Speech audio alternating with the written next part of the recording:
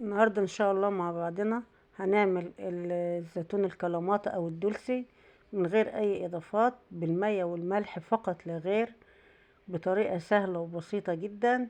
ولا جزر ولا كرفس ولا حتى فلفل ولا ليمون ولا اي شيء خالص. هنسمي الله ونصلي ونسلم على سيدنا محمد، وعلى بركة الله نبدأ الفيديو بتاعنا. عندي كده دول 3 كيلو زيتون كلاماتا.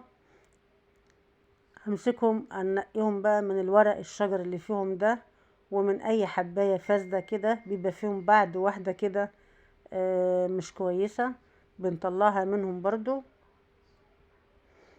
اهم حاجة ننضفه كويس ونغسله كويس جدا جدا من الرمل اللي بيبقى ماسك فيه، يتغسل 3 4 5 مرات. وبعد كده هنشوف هنعمل ايه مع بعض. الورق ده كده هنشيله زي ما قلنا دلوقتي، وفي برضو بيبقى بعد حباية كده هنطلعه. لا اله الا انت سبحانك اني كنت من الظالمين. يا رب يا كريم. خلاص كده انا نضفت الزيتون بتاعي كله وغسلته وسبته لما اتصفى. ما شاء الله ولا قوة الا بالله، الحباية بتلمع وجميلة ازاي. بيبقى زيتون طازة مش دبلان ومش بايت مش اي حاجة، ما شاء الله. هجيب بقى البرطمان بتاعي. البرطمان ده انا غسلته وعقمته بالخل، وهحط فيه الزيتون. لو الكمية كبيرة كنت نطلع الزيتون الاسود ده ويتعمل لوحده، ولكن دول عشان 3 كيلو فاللي هيطلع مش هينفع يتحط في برطمان تاني ولا هيعمل حاجة، فانا هعملهم كلهم على بعضهم وخلاص.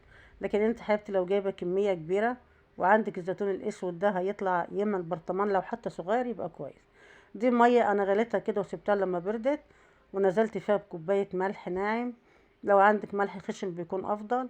بختبره كده بالبيضة تعوم على الوش. خلاص محلول الملح بتاعي كده مظبوط ومية مية. هبدأ كده انزل بقى على الزيتون بتاعي بالمحلول الملح بتاعي.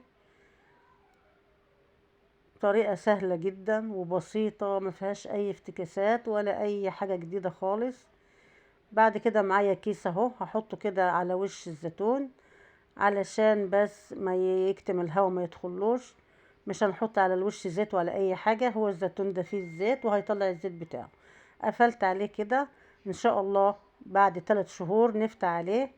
والزيتون ده طبعا بيغيب وبياخد وقت كتير، ما بيتهريش ما بيجرالوش اي حاجة، وبيبقى احسن وافضل من الزيتون التفاحي والزيتون البلدي كمان.